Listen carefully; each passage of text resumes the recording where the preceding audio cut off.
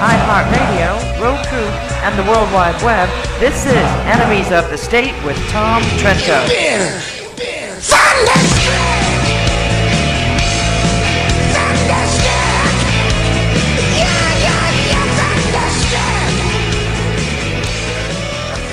All right, welcome to another Friday. Jumpin' Jumm'Ah, Freaky Friday. Tom Trento, your host here, Enemies of the State. What a show we have for you today. Like every single day, we bring you groundbreaking information. Yesterday's show with Don Brown, Extortion 17, amazing investigative insight into a national tragedy that seems to be a cover-up. We're going to have Don back probably next week after his book comes out on May 29th. We're going to have Billy Vaughn back, and we're going to try to initiate an effort in the United States Congress to reopen an investigation to what really happened on August 6th, 2011. We also have been bringing you phenomenal information about the bizarre situation we were in May 3rd, 2015 in Garland, Texas. Little sleepy town outside of Dallas. Went there for a free speech event, live streaming it. All hell breaks loose. Islamic jihadis try to break into place, kill everybody in there. Thanks to the proficiency, the professionalism, and the good shooting of the Garland Police Department, 2 dead jihadis, right where they belong, 2 dead jihadis. This wasn't so much a free speech event, or in addition, I should say, a free speech event as it was. These are also events for free assembly, another right guaranteed under the United States Constitution. In fact, in the First Amendment, if you read it carefully, it's the freedom of religious expression, freedom to keep the state out of our religion, the freedom to speak, the freedom of a press, and the freedom to assemble, to petition your government with grievances. Well, if the framers were so smart to allow us to petition our government, don't you think we should be able to petition the government of the Islamic State? Well, right here in Palm Beach County, we have a very interesting situation developing. The Republican Party of Palm Beach has invited Geert Wilders, the parliamentarian from Holland, the Netherlands, this summer to be a keynote speaker at one of their events. The venue where it originally was scheduled, right after the Garland attack, canceled, pulled out, fearful.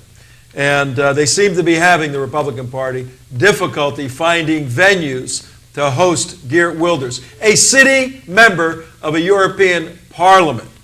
We don't have the right to assemble anymore because of the fear of the Islamic State. Well, we have an expert in studio on these issues, a dear friend with us, and let's bring him in right now. Nick, how are you, sir? Good to see you. Good. Good. Good to see you. You and the United West go back a ways. We've crossed paths here and there, done some work together. Would you mind sitting in with me on this Jumpin' Jumm'Ah Freaky Friday and Be glad to. being my co-host? By all means. Right. With pleasure. You're a little overdressed for the part, Nick. You're a little overdressed, but that's okay. We do edutainment here. We educate, a little bit of entertainment. And usually our entertainment is from our producer, Damon, who sits over there. But now he's sitting over here because our director's on a much-needed vacation. So, I don't know, is Imam Abdullah here on Jumpin' Jumm'Ah Freaky Friday? Tom, I was late coming in, but I am here as always. I would never miss a Jumpin' Jumm'Ah Freaky Friday with you. Oh, so how was your Ayatollah day? of Islamophobia. Yes, we are Islamophobes, that's for sure. I am anyway. How's your day going, Imam Abdullah? Most fantastic. I love the Fridays very much with the Jummah prayers. Get us very, very excited and closer to Allah. Yeah, and then you go out and yell and scream at Jews and Christians. Is that how it works? Yes. We get our Allah Akbars in on the Fridays. I need a little professional vetting from you. We ran across an article. I think it's like from The Onion or one of these magazines that spoof stuff. But it looks like Saudi Arabia is running an ad in their newspapers. And I need for you, Imam Abdullah, to verify whether or not you think this article is true. And if Damon can put the article up, we can take a look at it. The article talks about Saudi Arabia, Nick, is running short on executioners. Oh, boy. They're hiring people to chop off other people's heads. Yes, Oh, there Saudi it is Arabia right there. advertises for 8 new executioners. Can you read the first or second paragraph, Imam Abdullah? Oh, most certainly, sir. Here is your article. Saudi Arabia is advertising for 8 new executioners, recruiting extra staff to carry out an increasing number of death sentences, usually done by public beheading. No special qualifications are needed for the jobs whose main role is executing a judgment of death, but also involve performing amputations on those convicted of lesser offenses. The advertisement posted on the Civil Service Jobs portal says. Abdullah, you know, I mean, is this for real, Nick, or is it one of those spoofs? What do you think? What's the deal, Abdullah? At 12 minutes after the hour, 12 minutes after 4 o'clock on Friday, May 22nd. Tom Trento, your host, Enemies of the State, WSBR Radio, 7:40 a.m. on your dial. Ladies and gentlemen, go to the left side of your dial. Every day, 4 p.m. Listen to our show from Miami to all the way up to Palm Beach. Abdullah, is this a joke or is this for real? This is most certainly for real, my friend. And who comes to be a person who chops somebody's head off? I mean, what? This man right here. Yeah, I see. He is the wow. chief executioner of Saudi Arabia. He's the chief He executioner? is the chief. He would be these 8 people's new boss. Okay, he's the boss of the... He looks like he enjoys his job. Very much so. What is not to enjoy? All right, well, Nick, if you remember, President Obama in June of 2009 went on his apology tour, went to Cairo and apologized. Where were you and what were your thoughts when you saw the president? That he did not represent the United States, the people of the United States. Perhaps he was speaking for himself, but I don't think he had any right to go there and announce to the rest of the world that the United States is no longer a Christian nation. I don't know where he derived that authority or the demographics or anything of the kind. So I think he was just being disrespectful for the people of this country. He had just, swept his way into office, was inaugurated on the 20th of June. I happened to have been in The Hague with Geert Wilders on January 20th, 2009. Came down from his office, we interviewed him. Came down from his office, went into the square, beautiful square, in Holland, and all these very upscale cafes, and everybody, all 30-something-year-olds, they were singing and dancing, and I'm looking through the cafe on the television screen, 6 o'clock in the evening. What's going on? A big soccer game or something? They were watching the noon inauguration of Obama, and they were in a messianic days. Were you in Europe, or your country is what, Greece? Well, I'm Greek by birth and American by choice. Were you over in Europe the first couple of years during the beginning of the Obama reign? No, I wasn't. I was spending most of my time here, but I go back and forth. But yeah, I mean, there was all this wave of excitement, for Obama, and when he got the Nobel Prize later on that year, so far as I can tell, and also so far as some of the big stalwarts of the Democratic Party, who are part of the foreign policy establishment of the Democratic Party, are concerned, he had done nothing to deserve it. And he still has done nothing to deserve it. And I will make an argument here on the United West. Here's our dear leader. We'll make an argument that it should be taken away. I think in February of 2009, he was nominated. Mm-hmm. So he's in office about 22 days. He gets nominated for the award, and it was granted, you said, in October? In October. In October, Early he gets a October. Nobel Peace Prize. And the world is so much peaceful and better and sane and stable. I think that particular decision of the Nobel Committee really diminished the prestige of the Nobel Prize. I really do. Well, let's tell the folks a little bit about you, what you do. I think we may have interviewed you before. First time in our new studio. Yes. Congratulations. There's your camera right there. Tell the folks who you are and what you do, and we'll continue. My name is Nicholas Papanicolaou. I'm the leader of the Knights of St. John of Jerusalem worldwide. It's a 1,000-year-old organization that tends to the needy without prejudice to their religion.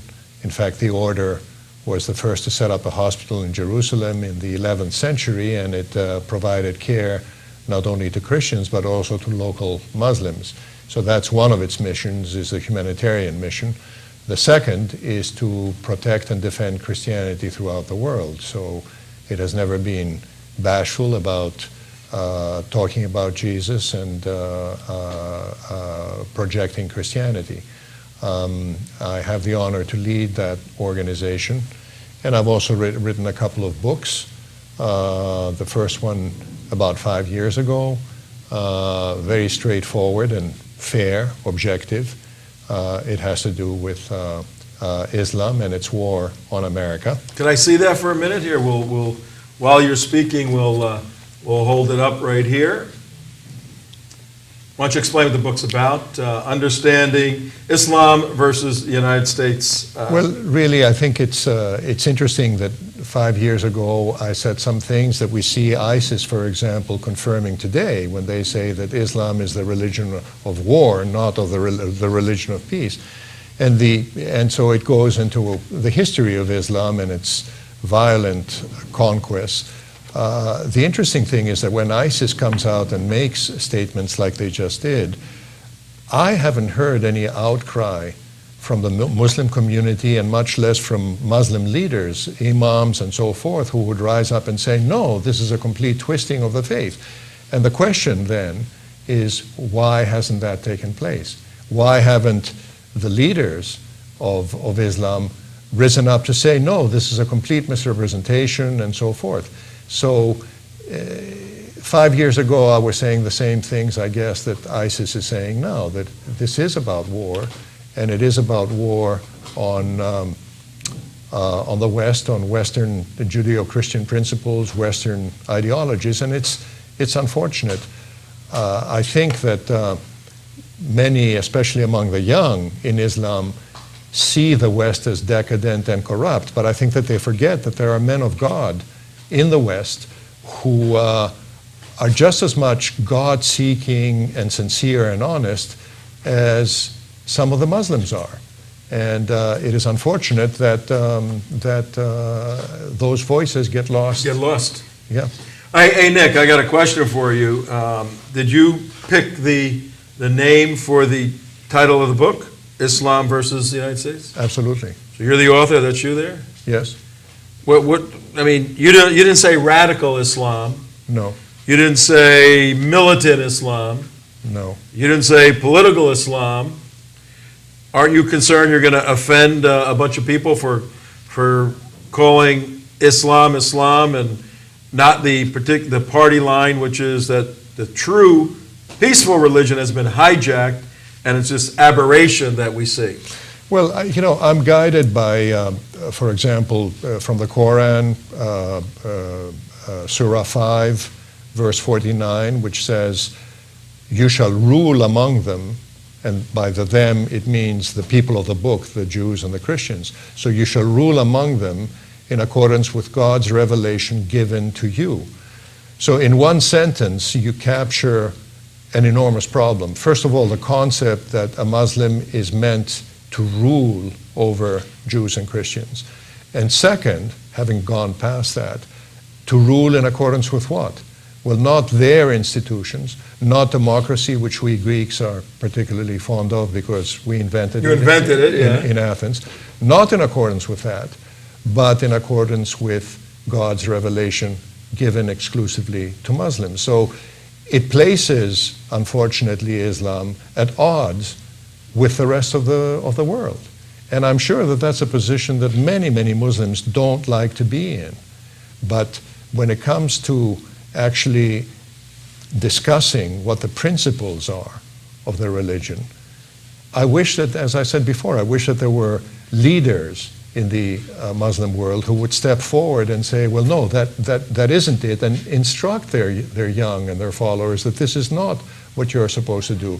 We have one shining example of that, and that is President al-Sisi of Egypt, who on New Year's Day, January 1st, went before the most prominent Islamic university in the world. And he Al-Azhar, right? Al-Azhar, yes. And he instructed there were, by the looks of it, hundreds of, religious leaders there, Muslim religious leaders, and he instructed them. He said, we need to change Islam. We need a progressive regeneration in accordance with, the rest of the world. So that was very courageous, I think. But, I have to say also that I don't feel myself that I'm at war with Islam. I look at the young men. Let's consider this for a second. What is it that would motivate a young man in the prime of his youth, of his health, with his whole future in front of him, to strap himself with dynamite and go and blow himself up and other people? I think that those young people are God seekers. They begin by searching for God. They begin by wanting to repent for the sins that they have committed in their short life so far. But somewhere along the line, they are misguided and misled, and the result is destruction. So my heart goes out to those people because I wish that they could be better instructed. I don't think that God wants you to be blowing other people up and yourself, because why did he create you then? Yeah, it's as an evangelical Christian, I put that whole development of the homicide bombers and all of that right into the deception of Satan, the deception of Satan. Though, as an argument in terms of the philosophical part, the two worldviews, if you buy into the worldview of Islam and the principles and the fact that if you had an improper relationship with a woman before you're married, you're doomed. You're going to hell. You're going to burn. Your skin will be regenerated. You'll burn again. Your skin will be regenerated. If you buy into all that, and there is no forgiveness, there is no shed blood of Christ, there's nothing like that. There's only dying in jihad to make it to paradise. That's your only way out. So you start to go, okay, all right, maybe if I blow myself up, I could have the best of both worlds. But that's what I mean, that these young people are God seekers. Yeah. And if there was some way for them to be better guided, it would be tremendous. I also note that in Islam, I have not found any definition of paradise for women. And, for me, it's tragic, because how would you feel, really, if you were a woman raised in Islam? Where is the promise of forgiveness or paradise for the woman? And then you read some of the theologians, Al-Nisri, for example, who in the 13th century wrote the Reliance of the Traveler. And you see all these restrictions, restrictions against even not only reading any other religion, but even restrictions in discussing Islam if it creates doubt. If it creates doubt. So you feel like, unfortunately, these young men who are God seekers are like imprisoned, they're like surrounded, they're like under siege. And the question is that what God really wants for them? No, we need to break through and that. For their women? No, we need to break through that. And ironically, you mentioned the critical thinking part. Next Tuesday, which is I think the 26th, I'm on a special apologetics marathon with ABN, Aramaic Broadcasting Network, that goes worldwide to the Middle East. And I'm on a panel debating the issue of critical thinking in Islam. And you are not allowed to be a critical thinker in Islam because there's the presupposition of doubt if you say, let me check to see if this is true. And any doubt puts you in perdition, puts you in hell. It's a catch-22 downward cycle. But you are the head of the Knights of St. John in Jerusalem. Now you think of knights from the Crusaders and all of that. You think of Jerusalem. Well, let's take a trip right now Can we take a trip on our magic bus, guys?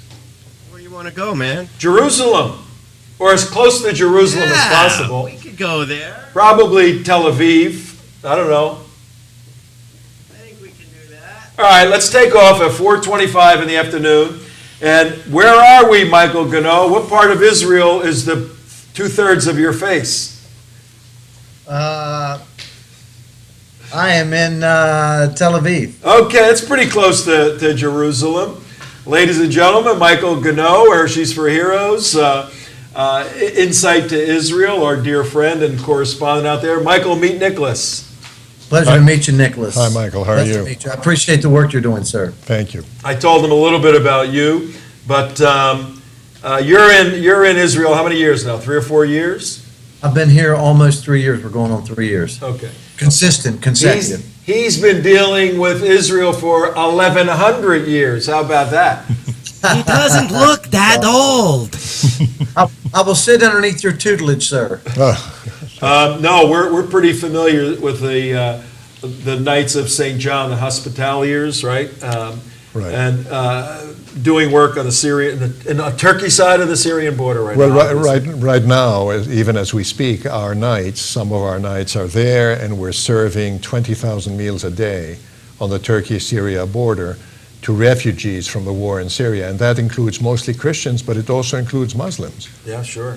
And that's why the Turkish authorities are, the local mayor, et cetera, they're all thrilled with the work that we do, because they see that it is humanitarian. It's genuinely humanitarian. No, we could testify to that. Nick tries to raise money and goods and all of that and ship containers around the world to help people with his organization.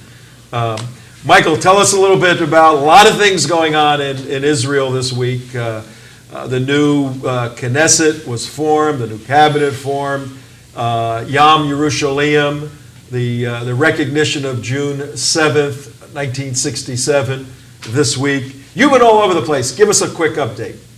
Well, if you go to the Insight to Israel Facebook page, you're going to love some of the interviews that I did. Jerusalem Day starts at sundown, so before sundown, the streets are filled with folks. Unbelievable. You're going to love the video. And there were protesters there that were not only Arab citizens of Israel or Muslim citizens, but also Israeli citizens. And I tried to get in there and get some interviews. Some folks spoke to me, but once they kind of checked me out, immediately they cut me off. The left never wants to talk to you. Then when you ask the hard questions, you're going to love the interviews. I think you'll appreciate after the interviews the time down at the Western Wall that night. Amazing joy, liberation. The only country in the world to truly stand and liberate itself from the clutches of Islam. And I'll tell you, it's an amazing history that I find here. Well, let's see if we can roll a little bit. You got anything racked up there, Damon? Yeah, give me a sec. I can All do right, that. go ahead, Mike. Keep going. Is that your Hershey's for Heroes cup there? Yeah, last night we attended an event for the soldiers, got to hang out with some high-ranking officers, was invited, we already had plans. Alexander Thomas is going to be here this week with 800 Hershey's for Heroes. We're going to go next week to the Golan Heights. Iris Burrell, the executive administrator, is going to take a day off from work, take a drive up there. We're going to go to the Syrian border where Israel, the Israeli Air Force, actually killed the Hamas leader and the Iranian general. We know the security folks up there on the kibbutz right across the border. So it's going to be a great week. Just interviewed this evening. Amazing, amazing. Don't forget to listen to the radio show this Sunday, 10 a.m. and 2 p.m. Eastern Standard Time. We interviewed Sarah Guter Davidson, who was, her and her husband and 2 boys were on the French airline that was hijacked by the Muslims and 2 Germans. And Yoni Netanyahu rescued them at the Raid in Entebbe in Uganda. Amazing woman. Wow, wow. And a couple of things. We had a dear friend of ours, Rabbi John Hausman, was out in Jerusalem. You went down and interviewed him, right? We had a great time, Rabbi Hausman. In fact, I'm going to put the link on the United West where you can listen to the interview. Great man. Yeah. We warrior both rabbi. want to see the sovereignty and security of the Jewish people, not only here in Israel, but around the world, and we talked a lot about that. Great interview. Thank you, Tom, for introducing me to him. Well, and Alexander Thomas, who does a lot of your work in the United States, ironically No lie, ladies and gentlemen. We don't lie to you here at the United West, WSBR Radio 740 at 4:30 in the afternoon on Friday, May 22nd. We don't lie. We tell you the truth. When we were stuck inside the Curtis Culwell Convention Center, May 3rd, 2015, after the attack from the Islamic jihadis, and we didn't know if there were more explosives or what, we struck up a friendship with a guy who was there, who happens to be Alexander Thomas, your national coordinator in the United States. We became dear friends overnight. He told us he was on his way to Israel. When does he arrive? He'll be here Friday morning at 2:30 a.m. Oh, so he's there right now because it's Friday afternoon. He's there right now. It's Friday afternoon. Ken. Right. Exactly. This show is going to air. Post the video. I'm sorry. Go ahead, Tom. This show is airing Friday afternoon. We're going to post the video of the interview that we did with Thomas at the airport at McGorry and when he arrived with all 800 chocolate bars. So we thank God for him. Beautiful. And I may have told you this, but at the attack, during the attack, actually before it, some young guy walks up to me and says, "I appreciate the United West and your work." Puts a $100 bill in my hand, right? I said, no. He goes, no, I want you to have it. I said, he was 25 years old, right? I said, okay, thanks. And then after we met Alexander, he says, I'm on my way to see Michael. You know, I'm trying to get a bunch of candy bars together, all of that. And I went, here's $100. Go buy some candy bars. So hopefully he bought a bunch more for the soldiers out there. We love the soldiers dearly. Let's play a little bit of Michael's Okay, folks, here we go. We are going down to the Damascus Gate, headed down to the hotel through the Muslim section of the old city. No Muslims around.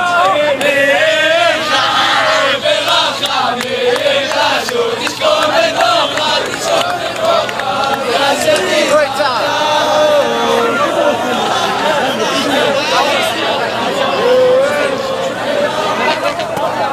If I don't, I apologize. I met you at the Fashion Night in Tel Aviv a year ago. Hershey's for Heroes? Did you get a Hershey's chocolate bar? Did you get a Hershey's chocolate bar? Did you get a Hershey's for Heroes? No? Brother, you got my card? Yes. Send me an email, I'll bring you one. I didn't mean to miss you, bro.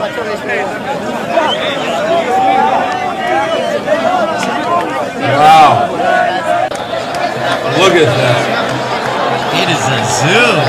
An epi zoo. Radio audience. Is that the Damascus Gate, Michael? I think that is the Damascus Gate. There's a series of gates, obviously, around the old city.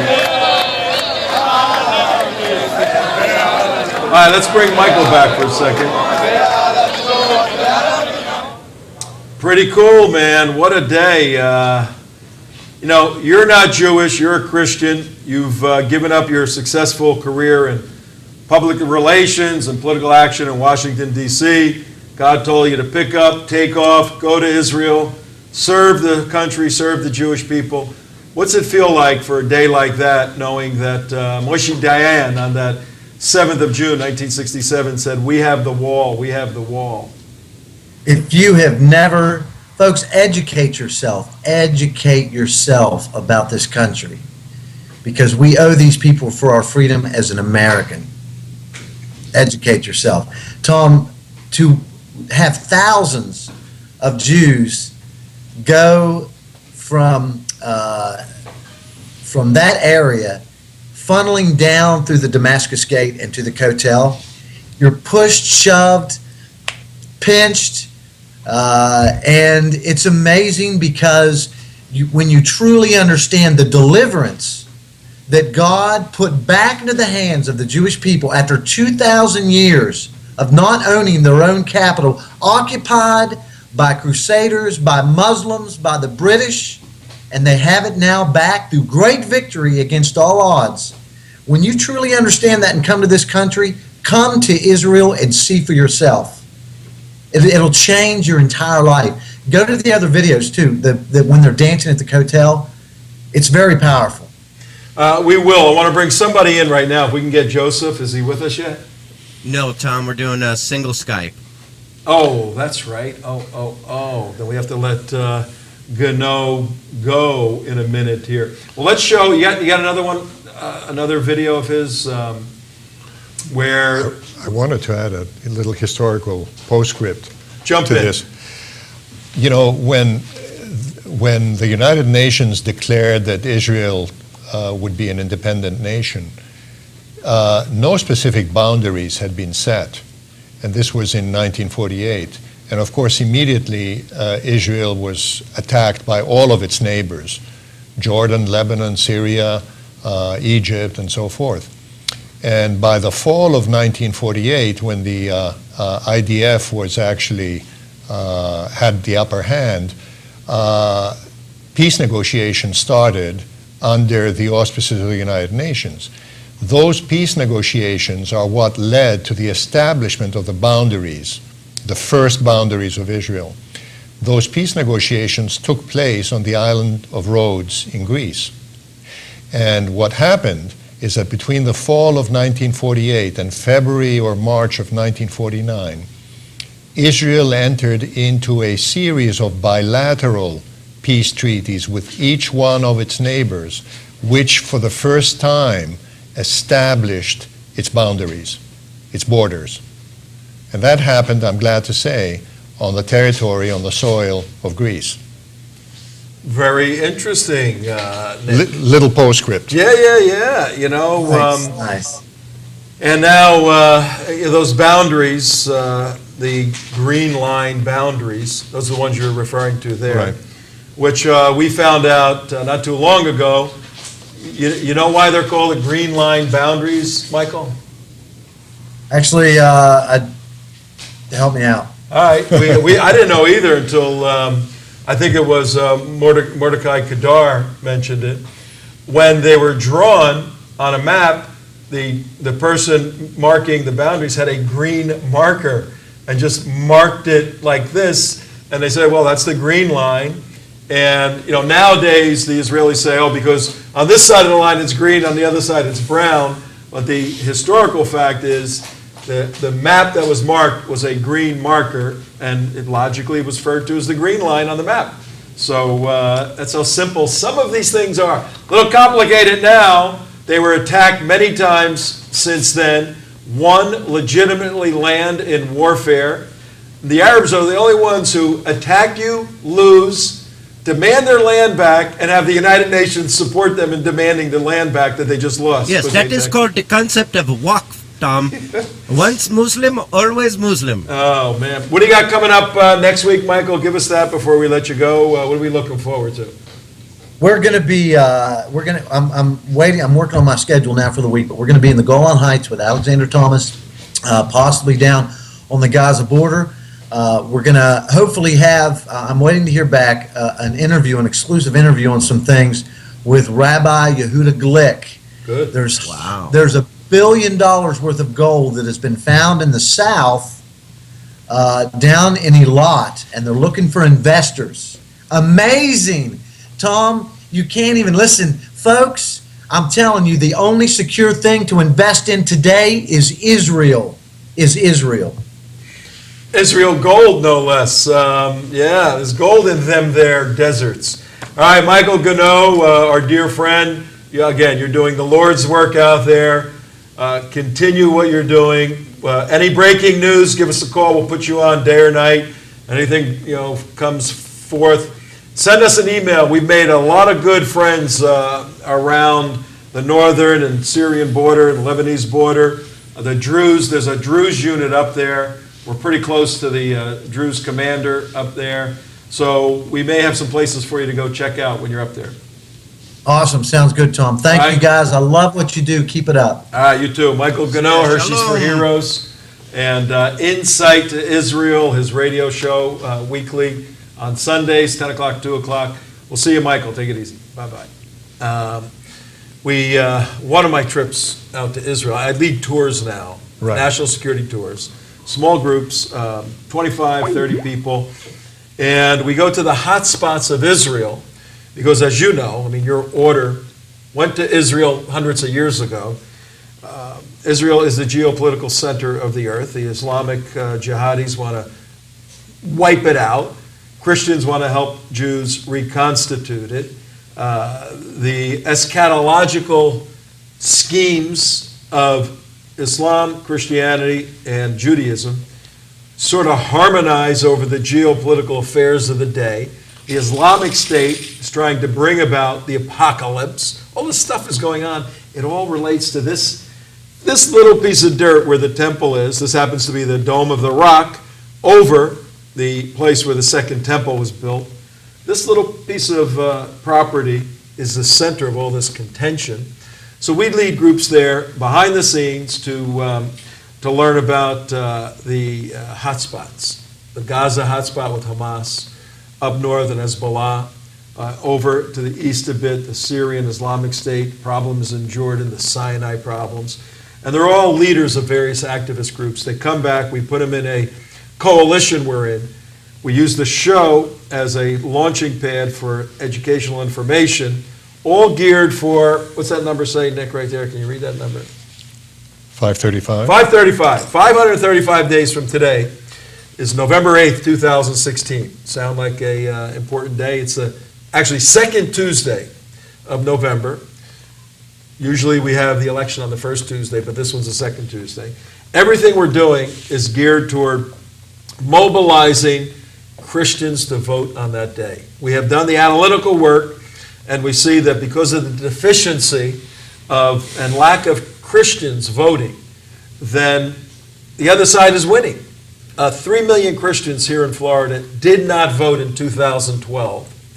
President Obama won by 73,000 votes. So we're trying to mobilize Christians to vote to change some of these dynamics. Pro-Israel, pro-America, pro-Western voters. Interesting. When we were in Garland, Texas recently, we went through that attack, and that was an attack against the Constitution, against the freedoms of Americans, against lawful Americans. And we have published quite a bit what occurred that day. Well, we left, and we saw a phenomenon occur recently in Garland, Texas. And it was very interesting. A young guy decided to do something. And he took his flag down, well, we're going to hear the story, and went and stood at the convention center and held up the flag of the United States of America. With us, live right now, is Joseph. Joseph, are you there? Yes. Yes, where is he? There you are. Hi, Joseph. How you doing? Doing all right. Good. We saw your story. You can use your last name if you want. I guess your last name has been all over the press, right? Yes, sir. Okay, how do you pronounce your last name? Offutt, like the Air Force Base. Offutt, okay. I saw the story a couple of days ago where you single-handedly, on your own, went, took your flag, stood there. Tell us what caused you to do that and what has been the result since you've done it. Well, when we woke up, it was the first Tuesday after the shooting, so it was on May 5th. It was the first day they actually cleared the road where the shooting happened. And so that morning, that was the first report of ISIS taking responsibility for that attack. Now, all of a sudden it hit me so quick because, my oldest brother, he was in the Army. He was one of the first tank divisions to go into Fallujah in the United States Army back in 2004. So it just immediately it made me mad. So I ripped my flag off my wall and told my family, I said, hey, I'll be back. And I went out there, stood out there with my flag, wasn't trying to draw any attention or anything, but, I wanted to let everybody know, y'all don't need to be scared. We, as citizens of Garland and citizens of the United States of America, don't need to be scared. We've been living in fear since 9/11, and that's just, I'm tired of people living in fear. I want to go back to the country that we used to be, where, you can go outside and be friendly with everybody and not have to worry about another situation going on. So ever since I went out there the first day, I've been going back, and more people have come and joined me. But I think my most remarkable moment, I had a Muslim family that came up to me. They stopped their car. It was a husband and wife and 2 children. And I guess they were hesitant to come and talk to me. The first thing they said was, we're not ISIS. We're not ISIS. And I told them, I said, hey, no, you come stand next to me. I said, you're an American just like I am. And every day since, my group just keeps getting bigger and bigger and bigger. So I'm planning on doing this 365 days out of this year. And did that family come out and stand with you under the flag? Yes, I actually have one of my pictures on my Facebook. There's a picture with one of the sons. I labeled it, me and Muslims, doesn't matter what race, what religion, we're all Americans at the end of the day. And that one got a lot of attention too. But then I also go back and kind of relate it to everything else that's been going on too, like in Baltimore and people stomping on the flag. Now, it's ironic that these 2 situations happen right after each other, but our American flag is a symbol of our freedom. It's a symbol of our great country, and I would be so mad if I saw someone in person stepping on that flag that all of our soldiers have died for. It's just, this movement I started has just been so remarkable, and I hope that no matter what, out of the 365 days that I'm doing this, that there's some change for our country, and it's already starting to happen. Yeah. This is really amazing how this stuff can you lit a spark, that whole area was very nervous. It was after the attack. I think I told you we were in the building during the attack, and we were contained there for most of the night. Our vehicle, we weren't able to move it for almost a day later. And that whole area, the Walmart and the various stores were shut down. Our hotel was shut down. So that one attack by 2 dead jihadis instigated a tremendous amount of fear from everyone. You broke through that with one simple act, and you weren't trying to start a movement. You weren't trying to do anything. You were just trying to express yourself. You obviously were raised pretty good. What do your parents think about what you did? I mean, the first day, my family was kind of hesitant, just due to the, what had been going on. You still had FBI agents out there. You still had, police officers. So the tension was still pretty high over there. But by the end of that night, they told me they were supporting me, that they were proud, and that it was a good feeling to have, because I feel like a lot of parents, when they would have a son or a child go out there, especially after an event like that, they would tell them, no, don't go out there, or, you need to be safe. You don't need to be out there doing this or that. But every day, they're always asking me, hey, what do you need? Do you need more flags? Do you need water? They're very supportive, and that helps me out a lot as well. Yeah.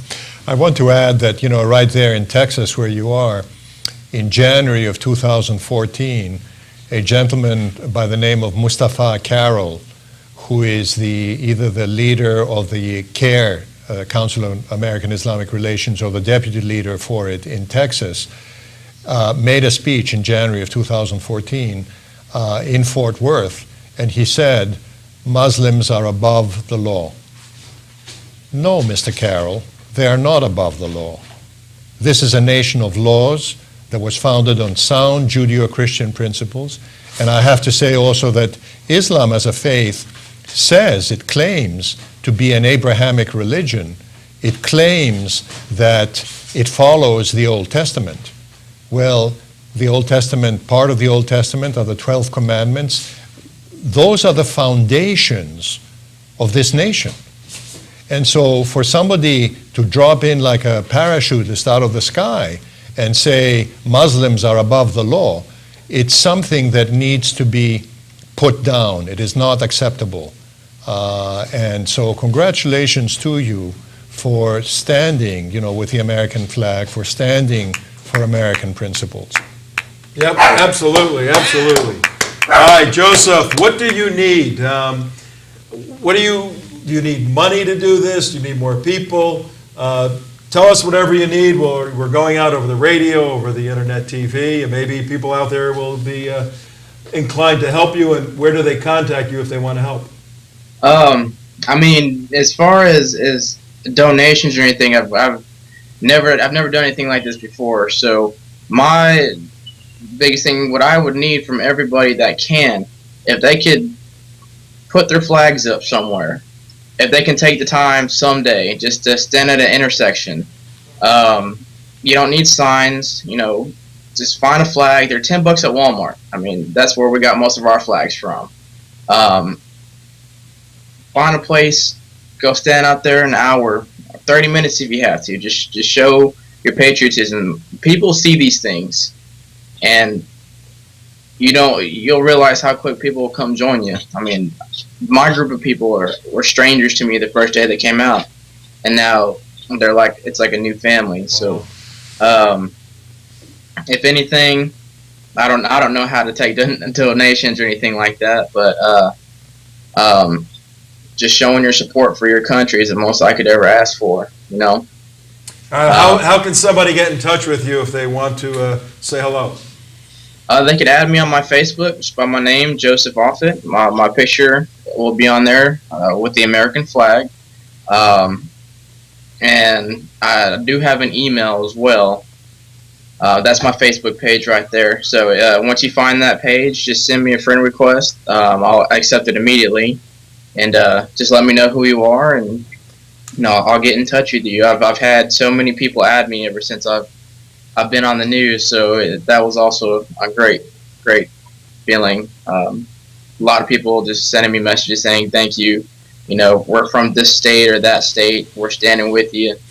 We're honking from Tennessee. I get that all the time. So. All right, well, that's great, and we're standing with you too, and a group we work with every Saturday in Fort Lauderdale, Florida. Group of people, 10, 20 people, hold up the American flag and at a busy cross-section, and everybody's blowing their horn and yelling. And I think your idea of more people doing that, maybe not 365 days a year as your commitment level is, but certainly one day a week, get out there with some of your friends on a corner for a half hour, as Joseph said. Hold up the flag. It's exactly what we need. Joseph, thank you for the great work you're doing. God bless you. Thank you so much. Thank you. All right, you take care. Joseph Offutt, Offutt, Offutt. Pretty easy name to understand. Yeah. What do you think, Nick, a guy like that? Great. Isn't that cool? Wonderful young man. Wonderful young man. Just, and the Muslim couple, we could talk about that all day long, but thank God many Muslims don't follow the doctrine of Islam and want to be assimilated into the West. It's hard for them to do that because of their families, but I've been at many Muslim Brotherhood events. They are not allowed to pledge allegiance to the flag of the United States of America. Muslim is not allowed to, according to their own doctrine. So then why are they American citizens? That's a good question. I had to pledge my allegiance to the flag when I, became an American citizen. The naturalization oath requires that. Right. But out of respect to their religion, they don't have to pledge allegiance to the flag, That's another issue for another day, but I do want to bring in... We also do not have to live by your silly First Amendment. I know. With your man-made laws. Nick, you have another book there, right? Don't ignore Imam Abdullah. He just is trying to cause fitna in our life. Tell us about that book. This is my second book, which is titled Bring Down That Wall, and it's about the so-called wall of separation of church and state in the United States. And basically it points out, it's a historical study, a political study, and a legal study. It looks into about 30 U.S. Supreme Court cases. It shows how... That's your camera right there. Talk to the people right there. It shows how far we've gone through judicial activists away from the principles laid down by the founders, and in fact, the very framers of the First Amendment. Let me remind everybody that the First Amendment begins by saying Congress shall establish no laws with regard to a religion. I think it says with regard to establishing a religion. Right. Who? Congress, the federal government. You take that piece of evidence and look at other contemporary evidence, for example, the constitutions of the 13 original states, where the most liberal, Massachusetts, New York, Virginia, said prior to holding public office in this state, the candidate must swear the following oath: I subscribe to the Christian religions and the principles of the Christian faith. So is that separation of church and state? The very next day after Congress passed the First Amendment, they issued a proclamation which they called on the President of the United States, on President Washington, to proclaim a national day of thanksgiving to the Lord for the blessings of this nation. Is that separation of church and state?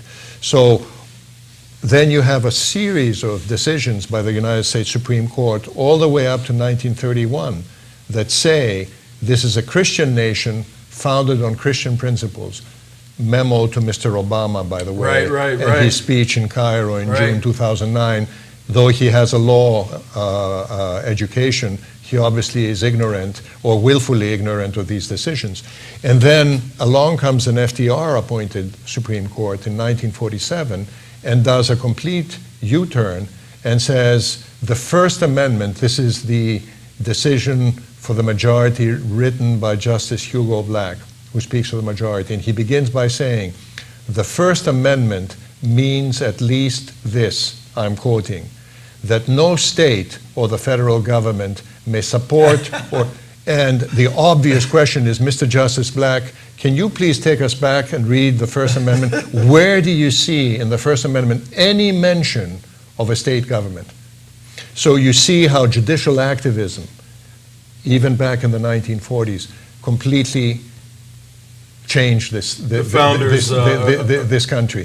And view. my point is not to plug Christianity and say that you cannot hold public office unless you're a Christian, but my point very much is that this was a state's right, and it has been usurped by the federal government, and I feel that states should have the authority and the right to decide what they want within the boundaries of their own state.